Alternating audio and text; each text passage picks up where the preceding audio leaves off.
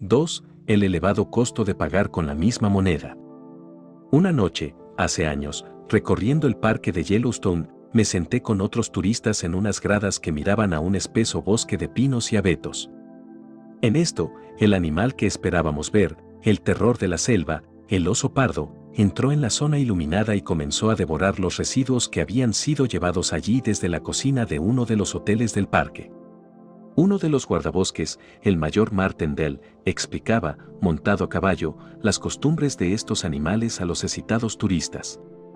Nos dijo que el oso pardo es capaz de aniquilar a cualquier otro animal del mundo occidental, con las posibles excepciones del búfalo y del oso Kodiak. Sin embargo, yo advertí aquella noche que había un animal, solo uno, al que el oso pardo permitía salir del bosque y comer con él a la luz, una mofeta, zorrillo. El oso pardo sabía que podía liquidar a la mofeta de un solo zarpazo. ¿Por qué no lo hacía? Porque había comprendido que una cosa así no resultaba beneficiosa. Yo también lo comprendí.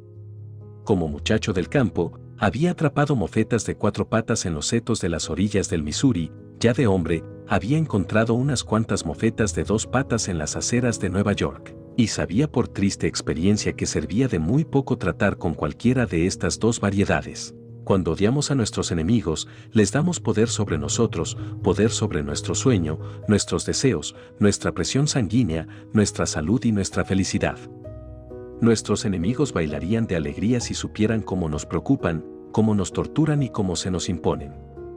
Nuestro odio no les daña, pero convierte nuestros días y noches en un infernal torbellino.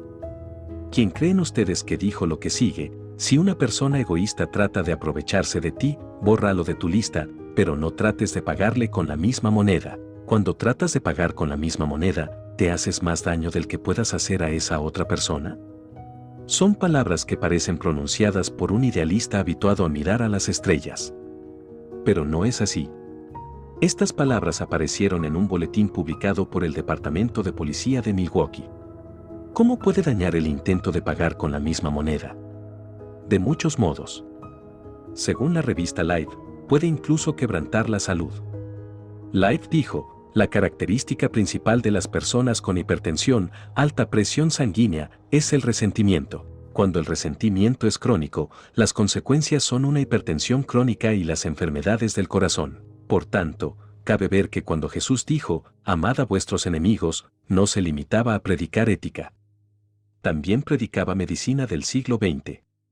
Cuando dijo, perdonad 70 veces 7, Jesús nos estaba diciendo a usted y a mí el modo de no padecer alta presión sanguínea, perturbaciones del corazón, úlceras del estómago y muchas otras enfermedades. Una amiga mía tuvo recientemente un grave ataque al corazón.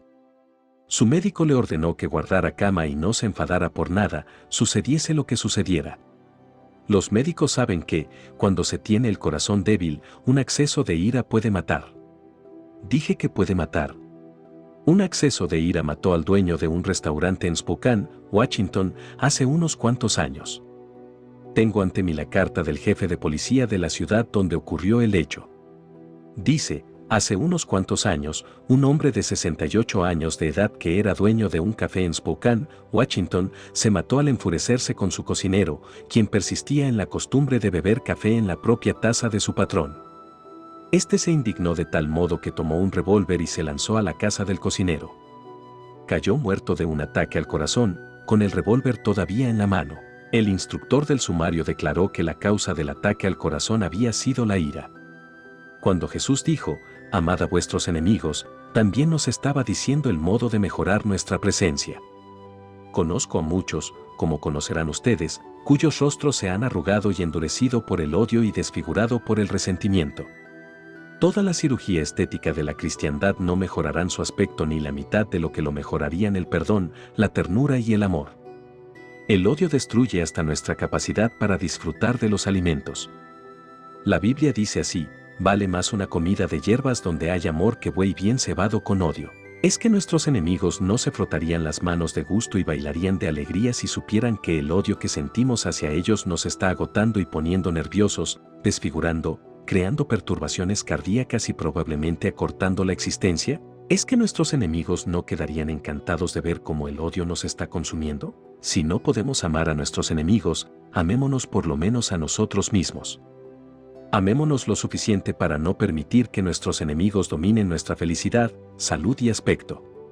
Shakespeare escribió, no calientes de odio tanto el horno que te quemes tú mismo. Cuando Jesús dijo que deberíamos perdonar a nuestros enemigos 70 veces 7, predicaba también una buena norma de negocios. Por ejemplo, tengo ante mí una carta de George Rona, Uppsala, Suecia. Durante años George Rona fue procurador en Viena, pero huyó a Suecia durante la Segunda Guerra Mundial.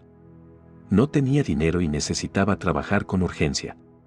Como podía hablar y escribir en varios idiomas, confiaba obtener un puesto de corresponsal en alguna firma dedicada a la importación y la exportación. La mayoría de las firmas le contestaron que no necesitaban sus servicios a causa de la guerra, pero que incluirían su nombre en lista, etc. Sin embargo, un señor escribió a George Rona una carta en la que se decía, lo que usted se imagina acerca de mi negocio es falso. Todo lo que dice es una insensatez. No necesito ningún corresponsal. Y si necesitara uno, no lo tomaría a usted, porque ni siquiera es capaz de escribir correctamente en sueco. Su carta está llena de faltas. Cuando George Rona leyó aquella carta, se puso tan fuera de sí como el pato Donald. ¿Qué pretendía ese sueco al decirle que no podía escribir en sueco? La misma carta del agresivo señor estaba llena de faltas. Entonces, George Rona escribió una tercera carta destinada a sacar de quicio al sueco. Pero se calmó y se dijo, espera un momento. ¿Cómo sé que este hombre no tiene razón? He estudiado sueco, pero no es mi lengua materna y tal vez haya cometido faltas sin darme cuenta de ello. Si es así, no tengo más remedio que continuar mis estudios si quiero conseguir un puesto. Es muy posible que este hombre me haya hecho un favor, aun contra su voluntad. El mero hecho de que se haya expresado en términos desagradables no altera mi deuda hacia él. Voy a escribirle dándole las gracias. George Rona rompió la furibunda carta que había escrito y escribió otra diciendo, fue usted muy amable al molestarse en escribirme, especialmente no necesitando un corresponsal. Lamento haberme equivocado en relación con su firma.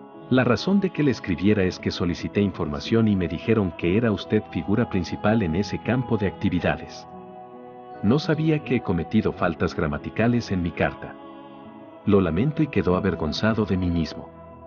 Dedicaré en adelante más diligencia al estudio del sueco y trataré de corregirme de ese defecto. Quiero agradecerle el que me haya iniciado de ese modo en el camino del mejoramiento. Al cabo de unos días, George Rona recibió una carta del mismo señor, quien le pedía que fuera a verlo. Rona fue, y consiguió un puesto. George Rona descubrió de este modo que una respuesta amable disipa la ira. Cabe que no seamos tan santos que amemos a nuestros enemigos, pero, en bien de nuestra salud y nuestra felicidad, perdonémoslos y olvidémoslos por lo menos. Es lo que hacía el general Eisenhower.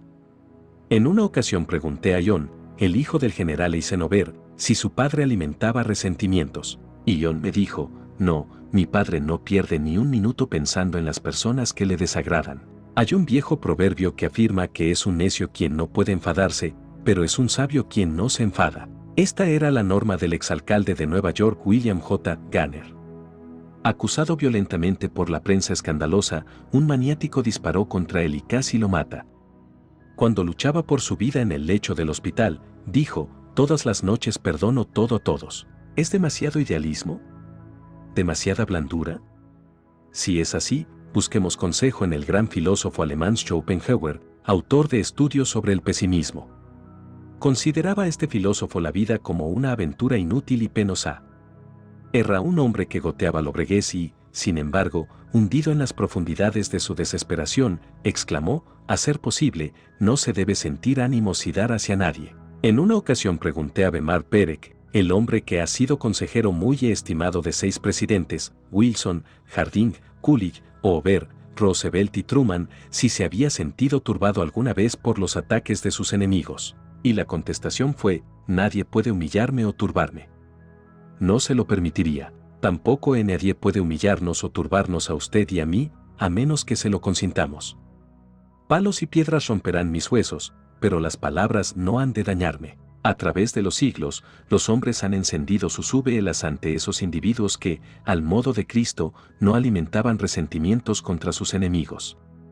He estado muchas veces en el Parque Nacional Jasper del Canadá, en contemplación de una de las más bellas montañas del mundo occidental, una montaña que lleva el nombre de Edith Cavell, la enfermera británica que murió como una santa ante un piquete alemán el 12 de octubre de 1915. ¿Cuál era su crimen? Había escondido, alimentado y atendido en su hogar belga a soldados heridos franceses e ingleses y los había ayudado a escaparse a Holanda. Cuando el capellán inglés entró en su celda de la prisión militar de Bruselas para prepararla a morir, Edith Cavell pronunció dos frases que han sido preservadas en el bronce y el granito. Comprendo que el patriotismo no es bastante. No debo guardar odio ni resentimiento para nadie. Si 4 años después sus restos fueron trasladados a Inglaterra y se celebraron unos solemnes servicios fúnebres en su honor en la abadía de Westminster. Hoy existe una estatua de granito frente a la Galería Nacional de Pintura de Londres, es la estatua de una de las figuras inmortales de Inglaterra. Comprendo que el patriotismo no es bastante. No debo guardar odio ni resentimiento para nadie. Un modo seguro de perdonar y olvidar a nuestros enemigos es dejarse absorber por una causa infinitamente superior a nosotros mismos. Entonces los insultos y las inquinas no nos importarán, porque nos olvidaremos de todo lo que no sea nuestra causa. Como ejemplo tomemos un acontecimiento intensamente dramático que ocurrió en los bosques de pinos de Mississippi el año 1918. Un linchamiento.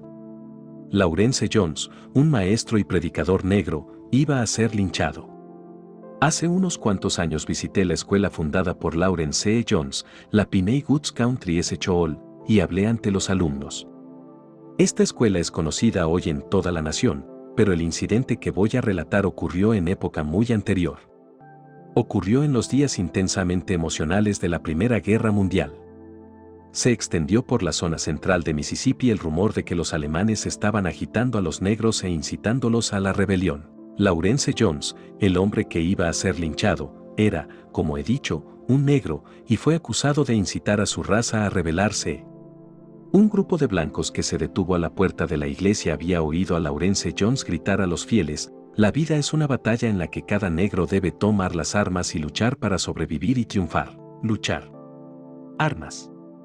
Era bastante.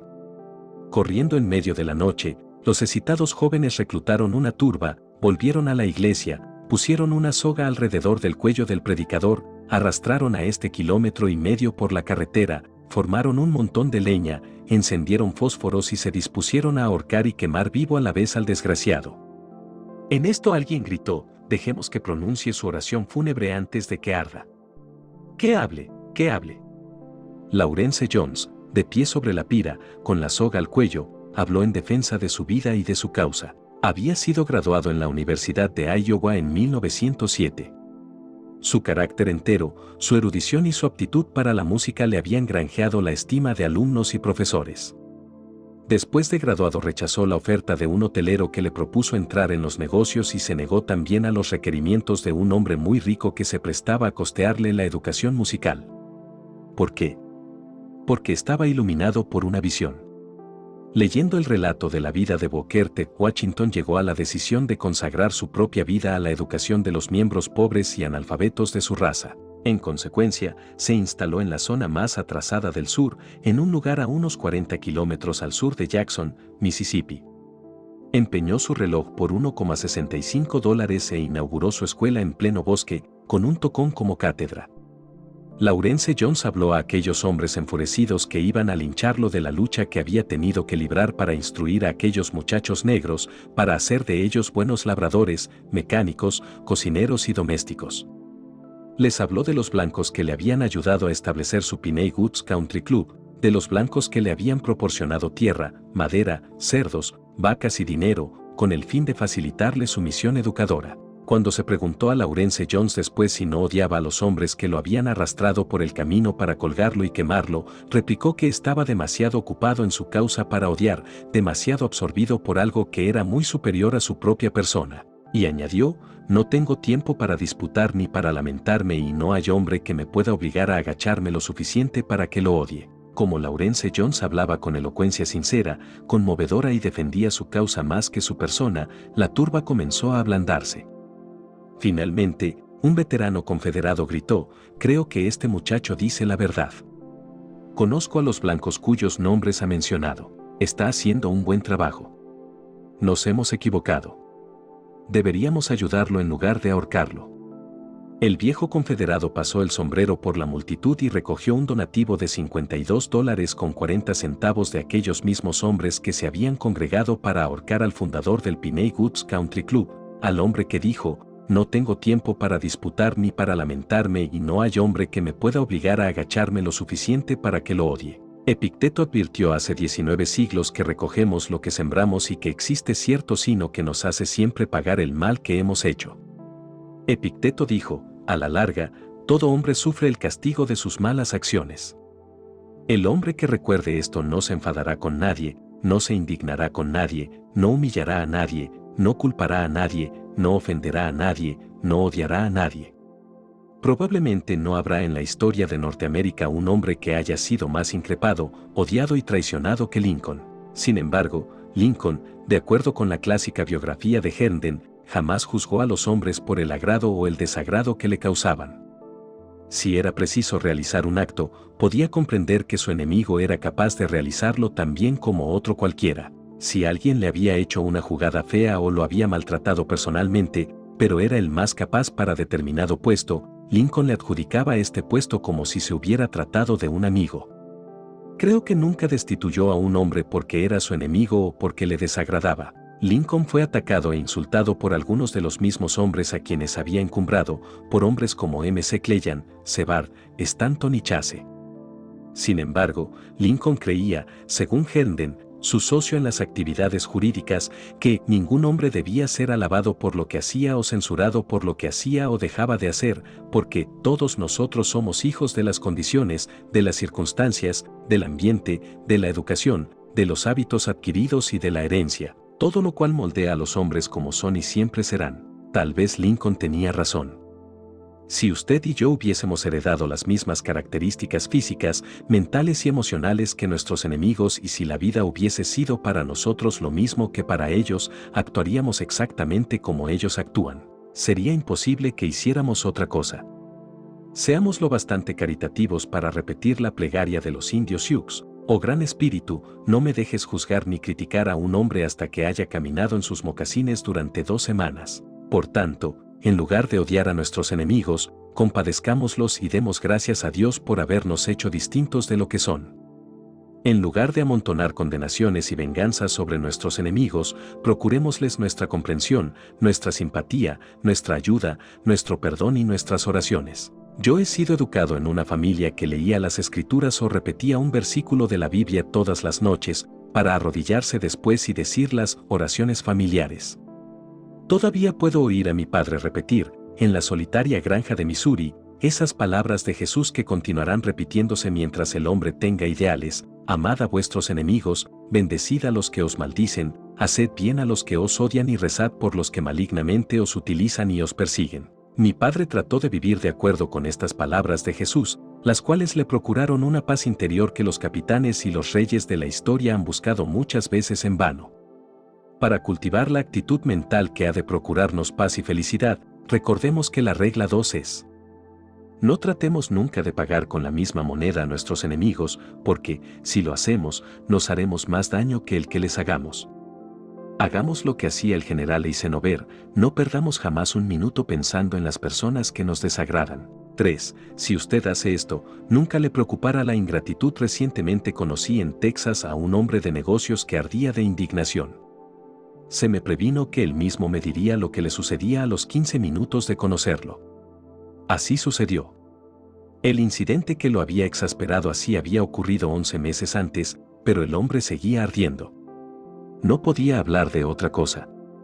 Había dado a sus 34 empleados $10,000 en bonos de Navidad, unos $300 a cada uno, y ni uno solo le había dado las gracias. Y se lamentaba amargamente. ¿Cuánto siento haberles dado siquiera un centavo? Confucio dijo que un hombre enfadado está siempre lleno de veneno. Este hombre estaba tan lleno de veneno que yo sinceramente lo compadecí. Tenía unos 60 años de edad. Ahora bien, las compañías de seguros calculan que, como promedio, viviremos poco más de los 2/3 de la diferencia entre nuestra edad actual y los 80. Por tanto, este hombre, si tenía suerte, viviría todavía unos 14 o 15 años. Sin embargo, había malgastado ya casi uno de estos años que le quedaban de vida con sus amarguras y resentimientos debidos a un suceso que pertenecía al pasado. Yo lo compadecí. En lugar de revolcarse en el resentimiento y la piedad de sí mismo, este hombre hubiera podido preguntarse por qué no había obtenido el menor agradecimiento. Tal vez había pagado poco o exigido mucho a sus empleados. Tal vez estimaran estos que un bono de Navidad no era un obsequio, sino algo que les era debido. Tal vez era un hombre tan severo e inaccesible que sus gentes no se atrevían a darle las gracias o no tenían interés en hacerlo. Tal vez se dijeran estas gentes que recibieron los bonos porque de otro modo el dinero se hubiera ido en impuestos. Por otra parte, cabe que los empleados fueran egoístas, mezquinos y mal educados. Cabe que fuera esto o que fuera lo otro. No sé acerca del asunto más de lo que saben ustedes. Pero sé que el Dr. Samuel Johnson dijo, la gratitud es un fruto que exige mucho cultivo. No cabe encontrarla entre gente tosca. Tal es el extremo que trato de recalcar, este hombre cometió la humana y lamentable equivocación de esperar la gratitud. No conocía la naturaleza humana. Si usted salvara a un hombre la vida, ¿esperaría su agradecimiento? Puede usted esperarlo, pero he aquí el caso de Samuel Leibowitz, que fue un famoso abogado criminalista antes de hacerse un magistrado. Salvó a 78 hombres de ir a la silla eléctrica. ¿Y cuántos creen ustedes que se detuvieron para agradecer a Samuel Leibowitz o siquiera se tomaron la molestia de enviarle una felicitación de Navidad? ¿Cuántos? Adivinen. Eso es. Ninguno. Cristo sanó a 10 leprosos en una tarde, pero ¿cuántos de estos leprosos se detuvieron para darle las gracias? Solo uno. Véanlo en San Lucas. Cuando Cristo se volvió hacia sus discípulos y preguntó, ¿dónde están los otros 9? Todos ellos habían desaparecido. Se habían ido sin dar las gracias. Y permítaseme ahora una pregunta, ¿por qué usted y yo, y el hombre de negocios de Texas, podemos esperar más agradecimiento por nuestros menudos favores que el que obtuvo Jesucristo? ¿Y si pasamos a asuntos de dinero? Bien, es un caso todavía más desesperado. Charles Schwab me dijo que, en una ocasión, había salvado a un cajero bancario que había jugado en la bolsa con el dinero del banco. Schwab puso el dinero necesario para que este cajero no fuera a la cárcel. ¿Se mostró el hombre agradecido? Oh, sí, por breve tiempo. Después se volvió contra Schwab y denigró y acusó al mismo hombre que lo había salvado de la prisión. Si usted diera a uno de sus parientes $1 millón, ¿esperaría agradecimiento? Andrew Carnegie hizo precisamente esto. Pero, si Andrew Carnegie hubiese salido de su tumba algún tiempo después, se hubiera escandalizado al ver que su pariente lo estaba maldiciendo. ¿Por qué? Porque el viejo Andy había dejado $365 millones para caridades públicas y se había desembarazado de él con un mísero $1 millón. Así son las cosas. La naturaleza humana ha sido siempre naturaleza humana y no es probable que cambie mientras usted viva. Entonces, ¿por qué no aceptarla? ¿Por qué no ser realista en relación con ella como el bueno de Marco Aurelio, uno de los hombres más juiciosos que haya gobernado jamás el Imperio Romano? Marco Aurelio escribió en su diario, voy a verme hoy con personas que hablan demasiado, que son egoístas y desagradecidas. Pero no me sorprenderé ni molestaré, porque no me imagino un mundo sin personas así. Esto es lógico, ¿no es así? Si usted y yo vamos por ahí gruñendo contra la ingratitud, ¿a quién cabe culpar? ¿Es esto naturaleza humana o ignorancia de la naturaleza humana? No esperemos gratitud.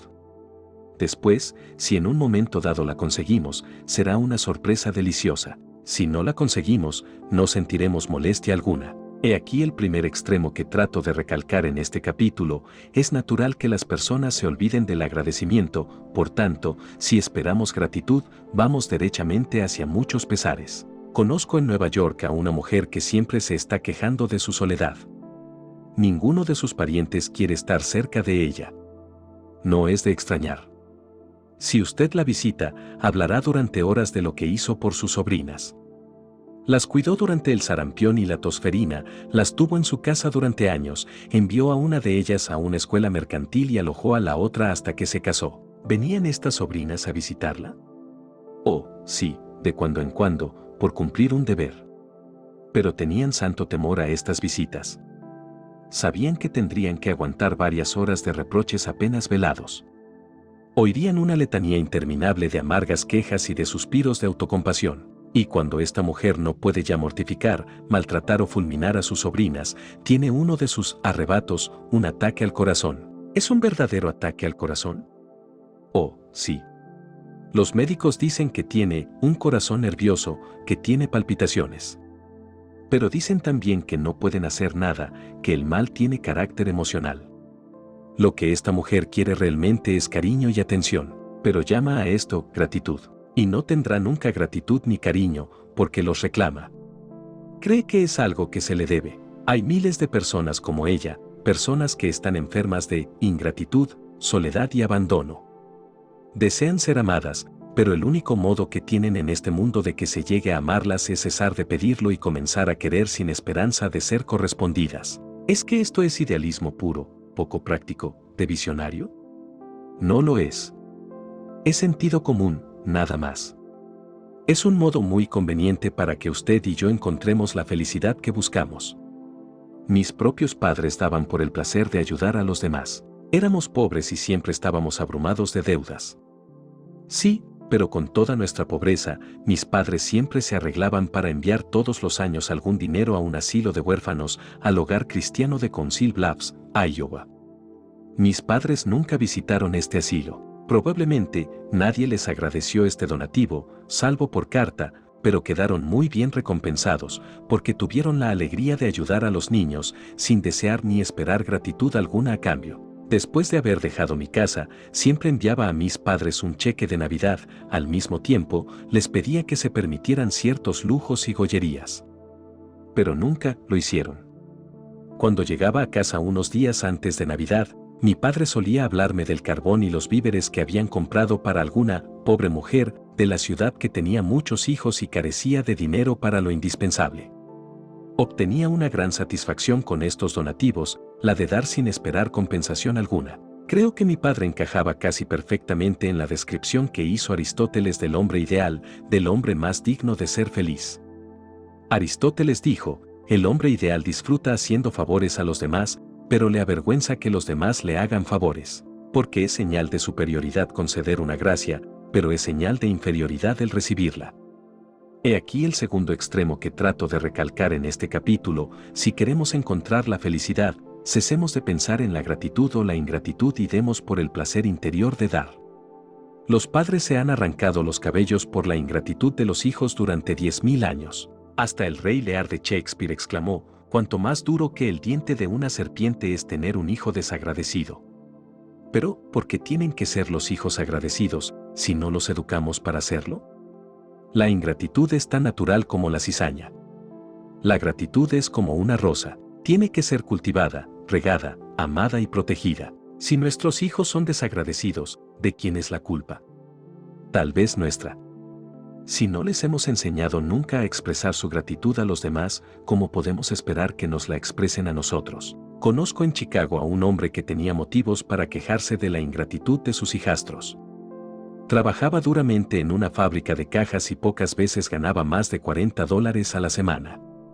Se casó con una viuda y ésta lo indujo a que enviara a los 2 hijos que tenía de su anterior marido a la universidad tomando dinero a préstamo. De su salario de $40 semanales este hombre tenía que pagar el alimento, la renta, el combustible, la ropa y los plazos de sus pagarés. Hizo esto durante 4 años, trabajando como un negro y sin quejarse nunca. ¿Le dieron alguna vez las gracias? No, su mujer daba la cosa por supuesta y otro tanto pasaba con los hijastros. Nunca se imaginaron estos que debían algo a su padrastro, ni siquiera agradecimiento.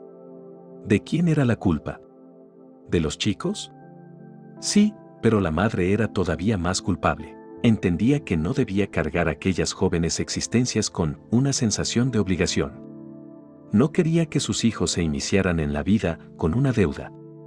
En consecuencia, nunca pensó en decir, qué magníficamente se porta el padrastro con ustedes al enviarlos a la universidad. En lugar de ello, adoptó la actitud de, oh, es lo menos que puede hacer. Esta mujer quería hacer bien a sus hijos, pero, en realidad, estaba lanzándolos a la vida con la peligrosa idea de que el mundo les debía lo necesario para vivir. Y era, en verdad, una idea muy peligrosa, porque uno de esos muchachos trató de tomar a préstamo dinero de su patrón y acabó en la cárcel. Debemos recordar que nuestros hijos son en gran parte lo que les hacemos ser. Por ejemplo, la hermana de mi madre, Viola Alexander, de Minneapolis, es un excelente ejemplo de mujer que nunca ha tenido motivo para quejarse de la ingratitud de sus hijos. Cuando yo era chico, tía Viola recogió en su casa a su madre para atenderla mejor e hizo lo mismo con la madre de su marido. Todavía puedo cerrar los ojos y ver a las dos ancianas instaladas junto al fuego en la granja de mi tía. ¿Eran un problema para esta? Supongo que lo fueron muchas veces. Pero no había modo de adivinarlo en la actitud. Mi tía quería a las dos ancianas, las mimaba y hacía que se sintieran en su propia casa. Además, tía Viola tenía 6 hijos, pero esto no fue razón para que pensara que estaba haciendo algo noble o que merecía un halo de santidad al comportarse así con las dos ancianas. Para ella era lo natural, lo justo, lo que quería hacer. ¿Dónde está ahora tía Viola? Bien, ahora es viuda desde hace unos 20 años y tiene 6 hijos ya mayores, 6 hogares independientes, que se disputan por tenerla en sus respectivas casas. Sus hijos la adoran y nunca se cansan de ella. ¿Es gratitud?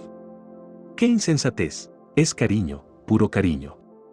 Esos hijos fueron educados, durante su infancia en un afecto humano cálido y radiante. No es extraño que, ahora, con la situación invertida, devuelvan ese afecto. Recordemos que, para tener hijos agradecidos, debemos ser agradecidos nosotros. Recordemos que los pequeños tienen muy buen oído y están atentos a lo que decimos. Como ilustración, tomemos el propósito de que, la próxima vez que tengamos la tentación de empequeñecer la amabilidad de alguien en presencia de nuestros hijos, contendremos nuestros impulsos. No digamos nunca: ¿qué mantelería nos ha enviado la prima Sue para Navidad? Está hecha por ella. No le ha costado ni un centavo. La observación puede parecernos trivial, pero los niños están a la escucha. Por tanto, vale más que digamos: ¿cuántas horas habrá dedicado la prima Sue a esta mantelería de Navidad? ¡Qué buena es! Tenemos que escribirle dándole las gracias ahora mismo. Y nuestros hijos, de modo inconsciente, absorberán el hábito de alabar y de apreciar. Para evitar el resentimiento y la preocupación que tengan por causa la ingratitud, he aquí la regla 3. A. En lugar de preocuparnos por la ingratitud, no la esperemos. Recordemos que Jesús sanó a 10 leprosos en un solo día y solo uno de ellos se lo agradeció. ¿Por qué vamos a obtener más gratitud de la que Jesús obtuvo? B. Recordemos que el único modo de ser feliz es no esperar gratitud, sino dar por el placer de dar. C. Recordemos que la gratitud es un rasgo que debe ser cultivado, por tanto, si queremos que nuestros hijos sean agradecidos, debemos enseñarles a hacerlo. Si el contenido de este audio fue de tu utilidad, te invito a que me regales un me gusta y suscríbete al canal para que disfrutes de más información que nos permita aprovechar al máximo el poco tiempo que tenemos para obtener sabiduría y filosofías que nos sean de un gran apoyo para mejorar nuestra vida. Reproduce el audio cuando te encuentres atorado en el tráfico, al realizar actividades del hogar, si te encuentras en algún vuelo, en sala de espera en algún lugar o simplemente si haces una caminata al aire libre. Siempre es bueno encontrar medios que nos permitan tener oportunidad de aprender y mejorar como seres humanos. Sé audaz y aprovecha al máximo la oportunidad que tenemos de estar en este mundo y no olvides, carpe diem, tempus fugit.